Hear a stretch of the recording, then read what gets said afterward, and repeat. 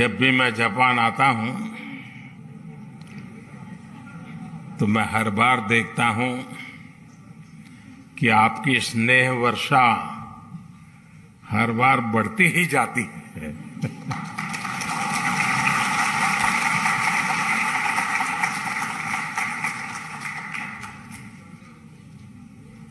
आप में से कई साथी ऐसे हैं जो अनेक वर्षों से यहां बसे हुए हैं। जापान की भाषा, यहां की वेशभूषा, कल्चर, खानपान एक प्रकार से आपके जीवन का भी हिस्सा बन गया है। और हिस्सा बनने का एक कारण ये भी है कि भारतीय समुदाय के संस्कार समावेशक रहे हैं, लेकिन साथ साथ जापान में अपनी परंपरा, अपने मूल्य, अपनी जीवन पद्धति, उसके प्रति जो कमिटमेंट है वो बहुत गहरा है। और इस दोनों का मिलन हुआ है, इसलिए स्वाभाविक रूप से एक अपनेपन के महसूस होना बहुत स्वाभाविक होता है। साथियों, आप यहां रहे हैं, काफी लोग आप लोग यहां बस गए हैं। मैं जानता हूं कईयों ने यहां शादी भी कर ली है।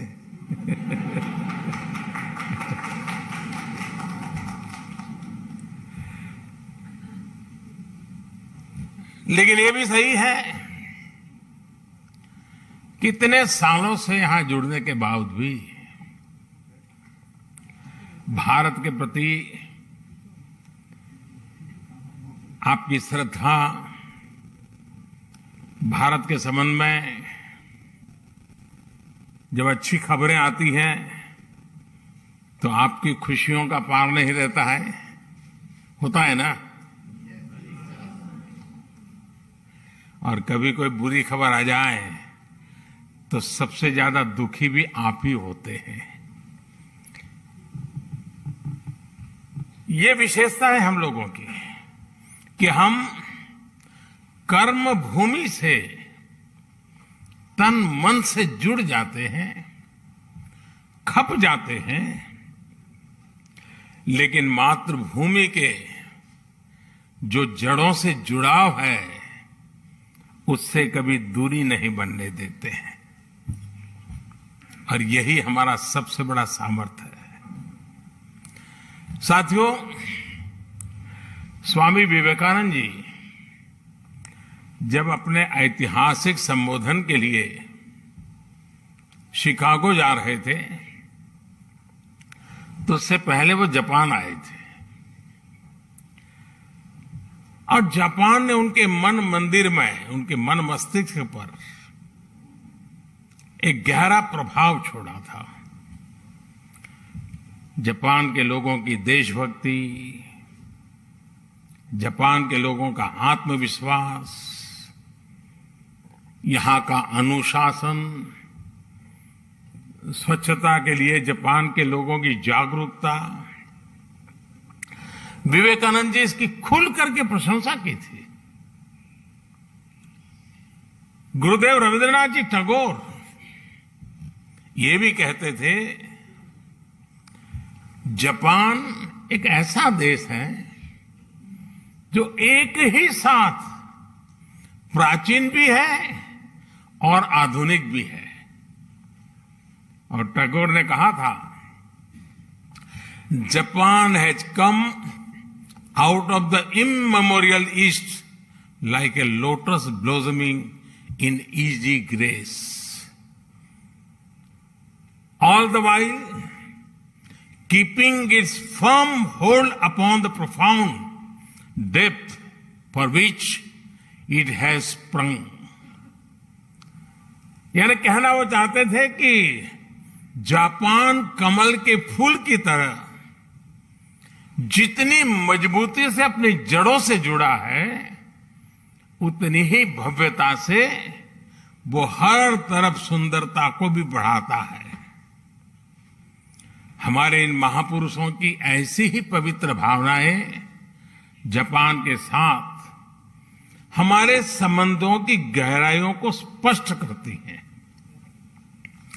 साथियों, इस बार जब मैं जापान आया हूं तो हमारे डिप्लोमेटिक संबंधों को 70 साल होने जा रहे हैं, 7 दशक। साथियों, आप भी यहां रहते हुए अनुभव करते होंगे, हिंदुस्तान में भी हर कोई अनुभव करता है कि भारत और जापान नेचुरल पार्टनर है। भारत की विकास यात्रा में जापान की महत्वपूर्ण भूमिका रही है। जापान से हमारा रिश्ता आत्मीयता का है, अध्यात्म का है। जापान से हमारा रिश्ता सहयोग का है, अपनेपन का है। और इसलिए एक प्रकार से इस रिश्ता हमारा सामर्थ्य का है, ये रिश्ता सम्मान का है, और ये रिश्ता विश्व के लिए सांझे संकल्प का भी है। जापान से हमारा रिश्ता बुद्ध का है, बोध का है, ज्ञान का है। हमारे महाकाल है तो जापान में दाइकोकुतेन है। हमारे ब्रह्मा है तो जापान में बोनतेन है। हमारी मां सरस्वती है तो जापान में बेंजाइतेन है। हमारी महादेवी लक्ष्मी है तो जापान में किचिजोतेन है। तो हमारे गणेश हैं तो जापान में कानगीतेन है। जापान में अगर जैन की परंपरा है तो हम ध्यान को, मेडिटेशन को आत्मा से साक्षात्कार का माध्यम मानते हैं। 21वीं सदी में भी भारत और जापान के इन सांस्कृतिक संबंधों को हम पूरी प्रतिबद्धता के साथ आगे बढ़ा रहे हैं। और मैं तो काशी का सांसद हूं और बड़े गर्व से कहना चाहूंगा कि जापान के पूर्व प्रधानमंत्री श्री आबे जब काशी आए थे तब उन्होंने एक बहुत बढ़िया सौगात काशी को दी। काशी में जापान के सहयोग से बना रुद्राक्ष, और जो मेरी कभी कर्मभूमि रही वो अहमदाबाद में जैन गार्डन और काइजन एकेडमी, ये ऐसी बातें हैं जो हमें कितनी निकट लाती हैं। यहां आप सभी जापान में रहते हुए इस ऐतिहासिक बंधन को और मजबूत बना रहे हैं और सशक्त कर रहे हैं। साथियों, आज की दुनिया को भगवान बुद्ध के विचारों पर, उनके बताए रास्ते पर चलने की शायद पहले से ज्यादा जरूरत है। यही रास्ता है जो आज दुनिया की हर चुनौती, चाहे वो हिंसा हो, अराजकता हो, आतंकवाद हो, क्लाइमेट चेंज हो, इन सब से मानवता को बचाने का यही मार्ग है।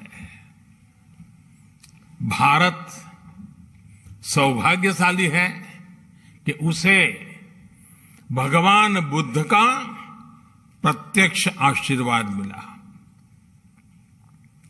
उनके विचारों को आत्मसात करते हुए भारत निरंतर मानवता की सेवा कर रहा है।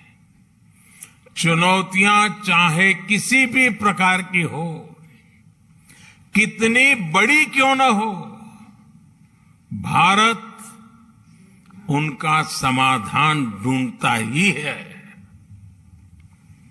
कोरोना से दुनिया के सामने जो 100 साल का सबसे बड़ा संकट पैदा हुआ, वो हमारे सामने है। और ये जब शुरू हुआ था, तब किसी को नहीं पता था कि आगे क्या होगा। शुरू में तो ऐसा ही लग रहा था, वहां आया है, यहां क्या है।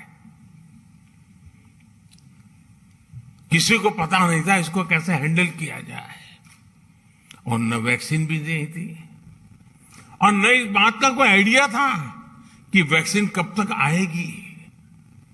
यहां तक कि इस बात पर भी डाउट था कि वैक्सीन आएगी या नहीं आएगी। चारों तरफ अनिश्चितता का माहौल था। उन परिस्थितियों में भी भारत ने दुनिया के देशों में दवाएं भेजी। जब वैक्सीन्स अवेलेबल हुई तो भारत ने मेड इन इंडिया वैक्सीन्स अपने करोड़ों नागरिकों को भी और दुनिया के 100 से अधिक देशों को भी भेजी।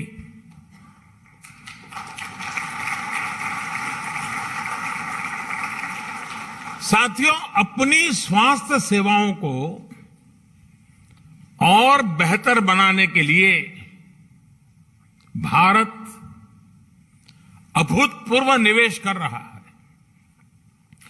दूर सुदूर क्षेत्रों में भी स्वास्थ्य सुविधाएं पहुंचे, इसके लिए देश भर में लाखों नए वेलनेस सेंटर्स बनाए जा रहे हैं। आपको ये जानकर के भी खुशी होगी, शायद आज आपने भी सुना होगा, वर्ल्ड हेल्थ ऑर्गेनाइजेशन WHO ने भारत की आशा बहनों को director generals global health leader award से सम्मानित किया है।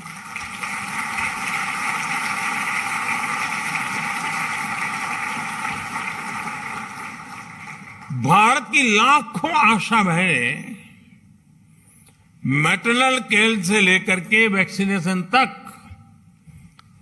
पोषण से लेकर के स्वच्छता तक देश के स्वास्थ्य अभियान को गति दे रही है। और गांव के अंदर मैं आज जापान की धरती से हमारी सभी आशा वर्कर बहनों को हृदय से बहुत बहुत बधाई देता हूं, उनको सैल्यूट करता हूं।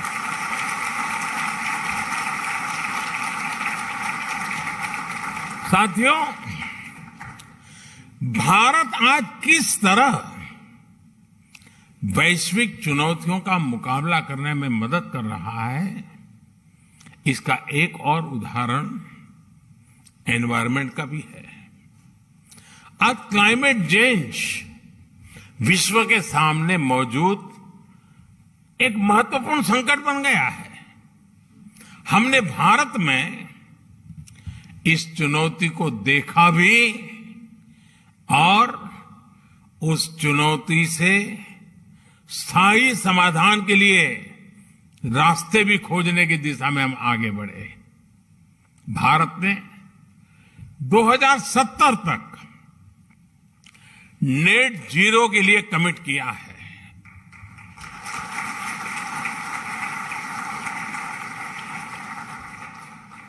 हमने इंटरनेशनल सोलर अलायंस जैसे ग्लोबल इनिशिएटिव का भी नेतृत्व किया। क्लाइमेट चेंज के कारण दुनिया पर नेचुरल डिजास्टर्स का खतरा भी बढ़ गया है। इन डिजास्टर्स के खतरों को, उनके प्रदूषण के दुष्प्रभावों को जापान के लोगों से ज्यादा बेहतर और कौन समझ सकता है। प्राकृतिक आपदाओं से जापान ने लड़ने की क्षमता भी बना दी है। जिस तरह जापान के लोगों ने इन चुनौतियों का सामना किया है, हर समस्या से कुछ न कुछ सीखा है, उसका समाधान खोजा है और व्यवस्थाएं भी विकसित की है, व्यक्तियों का भी उस प्रकार से संस्कार किया है। ये अपने आप में सराहनीय है। इस दिशा में भी भारत ने CDRI यानी coalition for disaster resilient infrastructure में लीड ली है। साथियों, भारत आज ग्रीन फ्यूचर, ग्रीन जॉब्स के लिए, कैरियर रोडमैप के लिए भी बहुत तेजी से आगे बढ़ रहा है। भारत में इलेक्ट्रिक मोबिलिटी को व्यापक प्रोत्साहन दिया जा रहा है। ग्रीन हाइड्रोजन को हाइड्रोकार्बन का विकल्प बनाने के लिए विशेष मिशन शुरू किया गया है। बायोफ्यूल से जुड़ी रिसर्च और इंफ्रास्ट्रक्चर के निर्माण पर बहुत बड़े स्केल पर काम चल रहा है। भारत ने इस दशक के अंत तक अपनी टोटल इंस्टॉल्ड पावर कैपेसिटी का 50% नॉन फॉसिल फ्यूल से पूरा करने का संकल्प लिया है।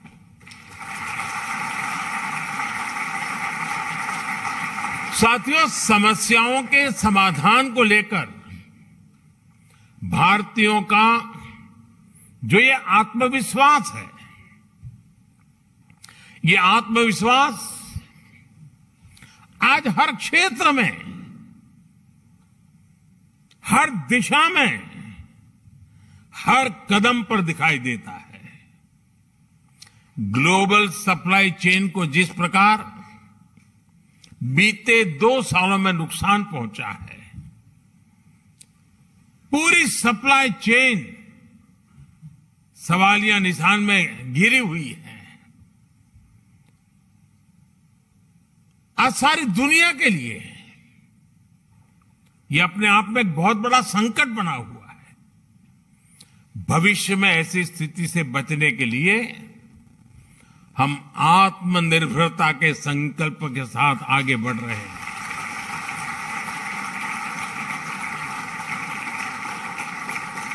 और आत्मनिर्भरता का ये हमारा संकल्प सिर्फ भारत के लिए है ऐसा नहीं है। ये एक stable, trusted global supply chain के लिए भी बहुत बड़ा इन्वेस्टमेंट है। आज पूरी दुनिया को यह एहसास हो रहा है कि जिस स्पीड और स्केल पर भारत काम कर सकता है वो अभूतपूर्व है।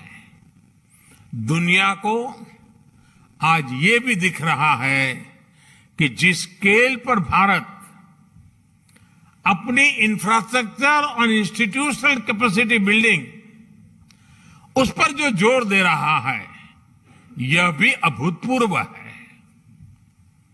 मुझे खुशी है कि हमारी इस कैपेसिटी के निर्माण में जापान एक अहम भागीदार है। Mumbai Ahmedabad high speed rail हो,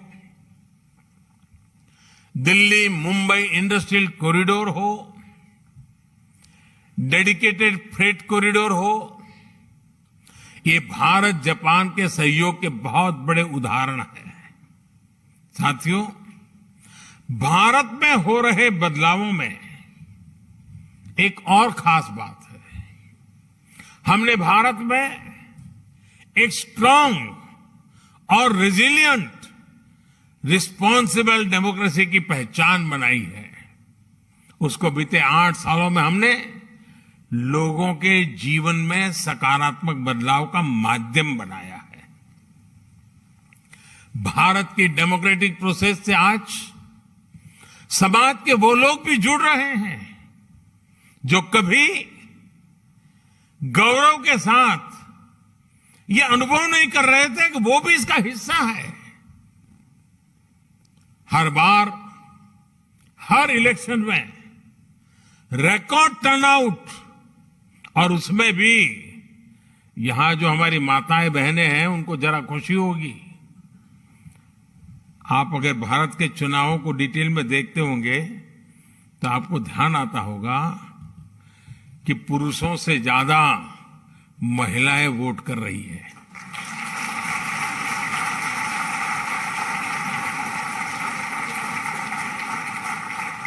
ये इस बात का प्रमाण है कि भारत में डेमोक्रेसी सामान्य से सामान्य नागरिकों के हकों के प्रति कितनी सजग है, कितनी समर्पित है और हर नागरिक को कितना सामर्थ्यवान बनाती है। साथियों, मूल सुविधाओं के साथ साथ हम भारत के एस्पिरेशन को भी नई बुलंदी दे रहे हैं, नया आयाम दे रहे हैं। भारत में इंक्लूसिवनेस का, लीकेज प्रूफ गवर्नेंस का, यानी एक ऐसी डिलीवरी व्यवस्था, टेक्नोलॉजी का भरपूर उपयोग करते हुए एक ऐसे मैकेनिज्म को विस्तार किया जा रहा है ताकि जो जिस चीज का हकदार है वो बिना मुसीबतें, बिना कोई सिफारिश को, बिना कोई करप्शन किए अपने हक को प्राप्त कर सकता है, और उसमें हम पूरी ताकत से जुटे हुए हैं।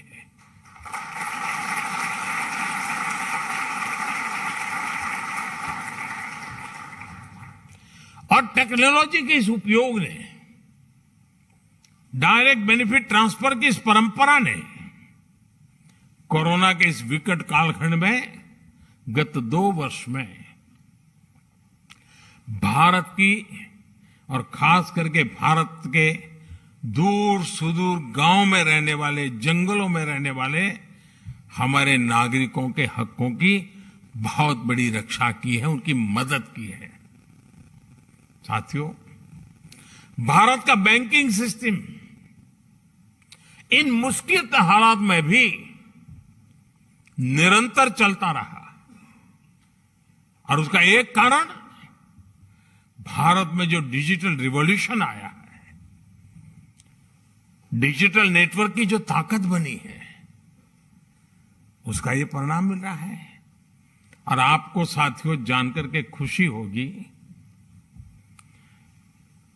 पूरी दुनिया में जो डिजिटल ट्रांजैक्शन होते हैं ना, कैशलेस,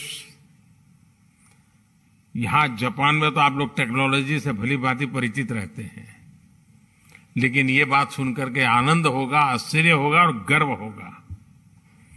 पूरे विश्व में जितना भी डिजिटल ट्रांजैक्शन होता है उसमें से 40% अकेले भारत में होता है।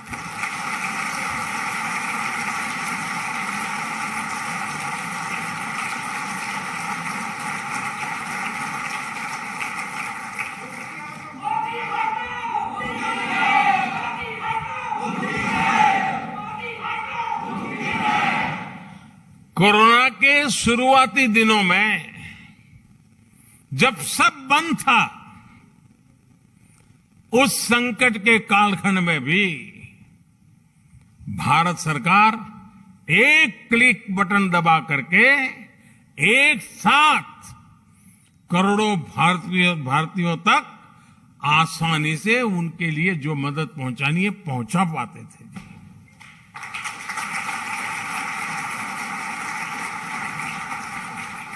और जिसके लिए मदद तय थी उसी को मिली, समय पर मिली, और इस संकट से जूझने का उसे सामर्थ्य भी मिला।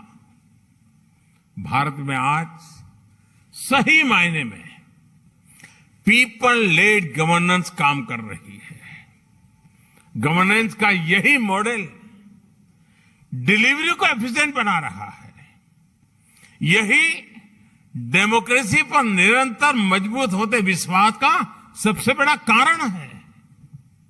साथियों, आज जब भारत आजादी के 75 साल मना रहा है, आजादी का अमृत महोत्सव मना रहा है, तो वो आने वाले 25 साल यानी आजादी के 100वें वर्ष तक हिंदुस्तान को हमें कहां पहुंचाना है, किस ऊंचाई को प्राप्त करना है, विश्व में हमारे झंडा कहां कहां कैसे कैसे गाड़ना है, आज हिंदुस्तान उस रोड मैप तैयार करने पर लगा हुआ है।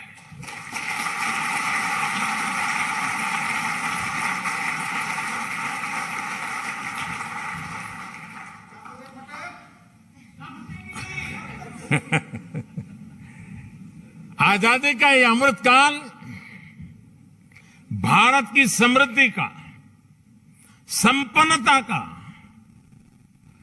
एक बुलंद इतिहास लिखने वाला है। दोस्तों, मैं जानता हूं कि ये जो संकल्प हमने लिए हैं, ये संकल्प अपने आप में बहुत बड़े हैं, लेकिन साथियों, मेरा जो लालन पालन हुआ है, मुझे जो संस्कार मिले हैं, जिन जिन लोगों ने मुझे गढ़ा है, उसके कारण मेरी भी एक आदत बन गई है। मुझे मक्खन पर लकीर करने में मजा नहीं आता है, मैं पत्थर पर लकीर करता हूं।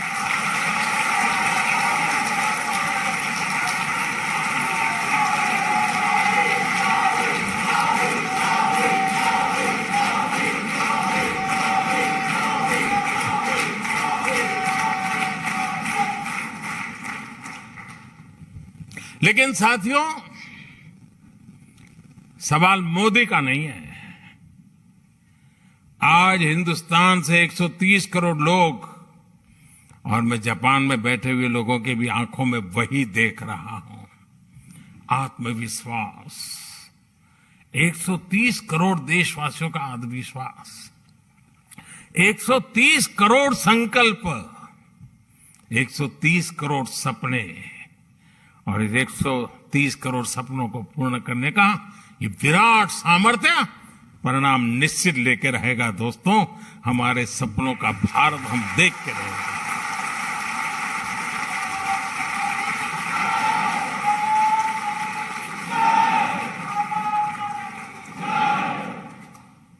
आज भारत अपनी सभ्यता, अपनी संस्कृति, अपनी संस्थाओं के, अपने खोए हुए विश्वास को फिर से हासिल कर रहा है। दुनिया भर में कोई भी भारतीय आज सीना तान करके, आंख में आंख मिला करके हिंदुस्तान की बात बड़े गर्व से कर रहा है। ये परिवर्तन आया है।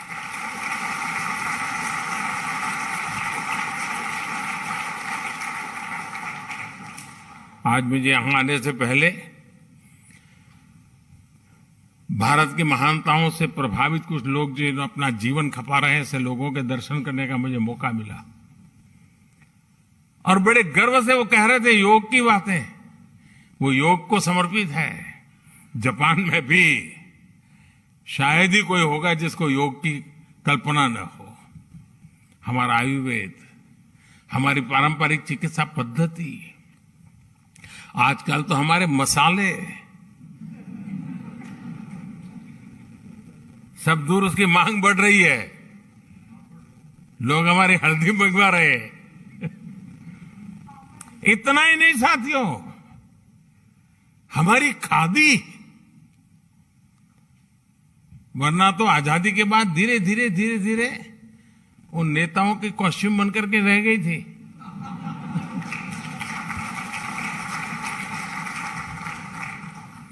आज उसका आज पुनर्जीवन हो गया है। खादी ग्लोबल बन रही है जी। यही तो भारत की बदलती हुई तस्वीर है। दोस्तों, आज का भारत अपने अतीत को लेकर जितना गौरवान्वित है, उतना ही tech led, science led, innovation led, talent led future को लेकर भी आशावान है। जापान से प्रभावित होकर स्वामी विवेकानंद जी ने एक बार कहा था कि हम भारतीय नौजवानों को अपने जीवन में कम से कम एक बार जापान की यात्रा जरूर करनी चाहिए।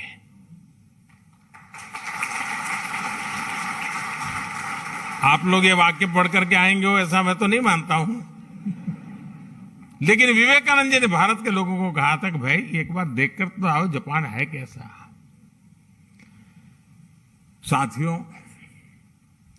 उस जमाने में स्वामी विवेकानंद जी ने जो कहा था, आज के युग के अनुरूप उसी बात को, उसी सद्भावना को आगे बढ़ाते हुए मैं कहना चाहूंगा कि जापान का हर युवा अपने जीवन में कम से कम एक बार भारत की यात्रा करे।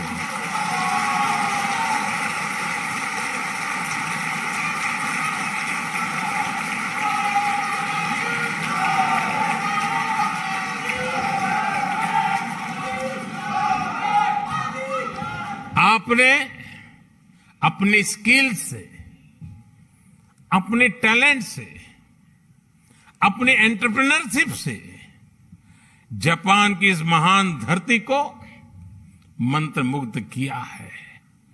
भारतीयता के रंगों से, भारत की संभावनाओं से भी आपको जापान को लगातार परिचित कराना है।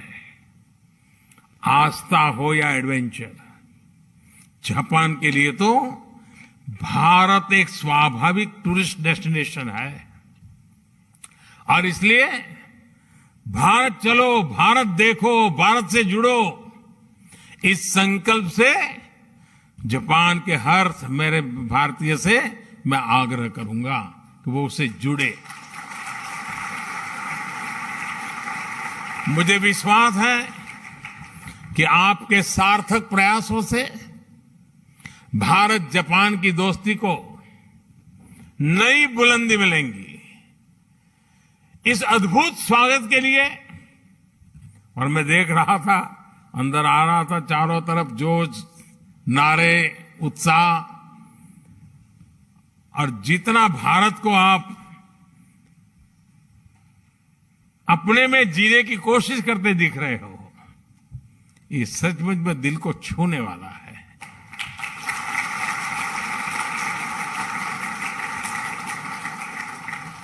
आपका ये प्यार, ये स्नेह हमेशा बना रहे।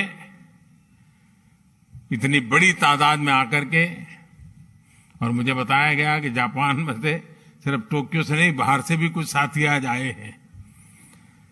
पहले मैं आया करता था, इस बार नहीं आ पाया था, आप भी आ गए। लेकिन मुझे अच्छा लगा, आप सबके दर्शन करने का अवसर मिला। मैं फिर एक बार आप सबका बहुत बहुत धन्यवाद करता हूं, हृदय से आभार व्यक्त करता हूं। भारत माता की, भारत माता की, भारत माता की बहुत बहुत धन्यवाद।